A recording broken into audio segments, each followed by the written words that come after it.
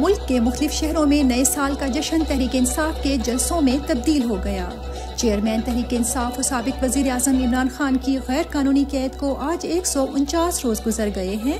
इमरान खान पिछले 5 माह से कौम से दूर हैं, मगर ना कौम इमरान खान को भूली ना इमरान खान कौम को।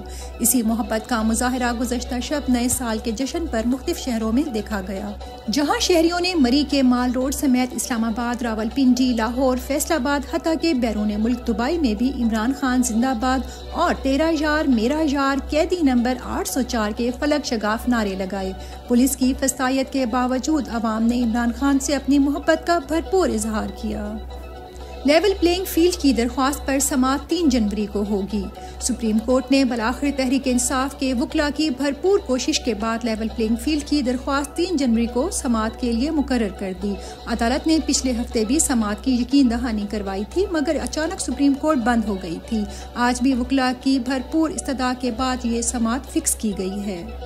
जमशेद दस्ती के घर बर्बरियत की इंतहा कर दी गई, मगर काजी की अदालत खामोश। जमशेद दस्ती ने जारी करदा वीडियो पैगाम में बताया, चीफ जस्टिस साहब मैं आपसे मुखातिब हूँ। मेरे घर पर CTD पुलिस और खुफिया एजेंसियों का हमला, पाकिस्तान के मुहाफिजों ने मेरी फैमिली पर जुल्म ढाए। 3 घंटे तक पूरी फैमिली को यरगमाल बनाए रखा, मेरी बीवी को नंगा किया, मेरा 10 माह का बच्चा ज़ारो कतार रोता रहा। जुल्म की इंतहा हो गई है, मैं पागल हो चुका हूँ, मैं मरना चाहता हूँ। मोबाइल फोन छीने, कैमरे और जो कुछ हाथ लगा साथ ले गए। चीफ जस्टिस साहब इस बर्बरियत पर कब नोटिस लेंगे? कायम मुकाम चेयरमैन तहरीक इंसाफ बैरिस्टर गौहर की मीडिया से गुफ्तगू।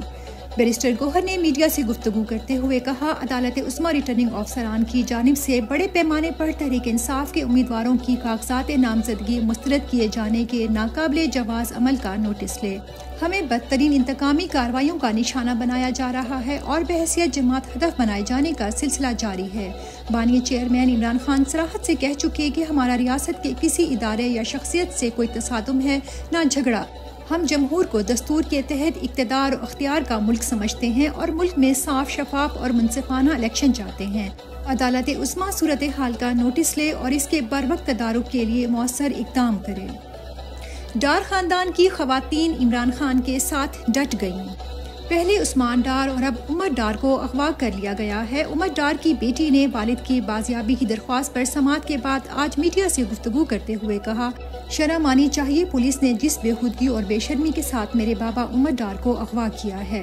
ये जो मर्जी कर लें, हमारे घर की तमाम खवातीन इमरान खान के साथ खड़ी हैं। ये मुल्क अब बदल चुका है, ये नौजवानों का मुल्क है। जबकि डार बरादरान की वालदा ने कहा, मेरे बेटों से जो मर्जी करवा लें, मैं इमरान खान का साथ आखिरी सांस तक साथ निभाऊंगी। शाह महमूद कुरैशी का अडियाला जेल से पैगाम में कहा, मेरे तमाम पाकिस्तानियों को अमन और तरक्की का नया साल मुबारक हो। मेरी दुआ है 2024 सब के लिए इस्तेहकाम और हम आहंगी के दौर का आगाज करे। मैं इस तारीख और कठिन वक्त में अपने खैर ख्वाहों और चाहने वालों की हिमायत और दुआओं के लिए इनका तहे दिल से शुक्रिया अदा करता हूँ। मैं हमेशा पाकिस्तान की खुद मुख्तियारी, कानून की हुक्मरानी और जमहूरी असूलों और इक़्तिदार के लिए खड़ा रहा हूँ। पाकिस्तान जिंदाबाद। मुराद सईद के वालिद ने पेशावर हाई कोर्ट से रजू कर लिया। मुराद सईद के वालिद ने अपने बेटे की जमानत के लिए पेशावर हाई कोर्ट से रजू कर लिया। जितने मुकदमात मुराद सईद के खिलाफ दर्ज हैं, जमानत दी जाए। मुताल्लिका अदालतों में पेश होना चाहते हैं। दरख्वास्त में मुकदमात की तफसीलात फराहम करने की भी इस्तदा।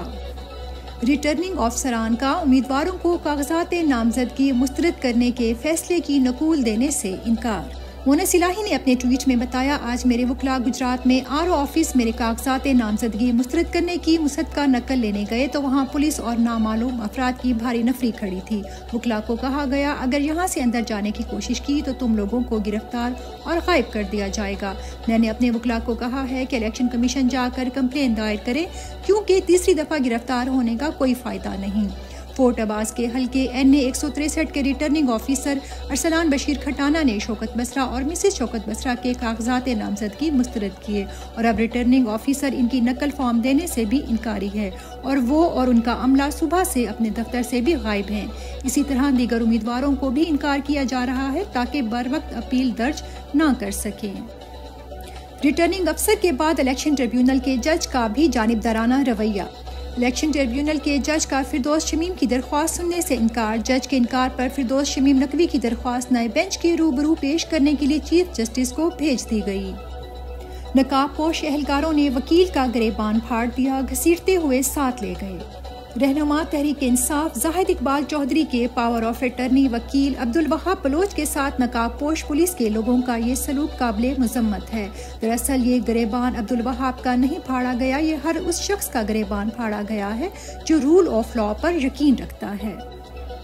नून लीग की परवेज खटक से ज्यादा कमजोर हालत पर इलेक्शन कमीशन का एक्शन।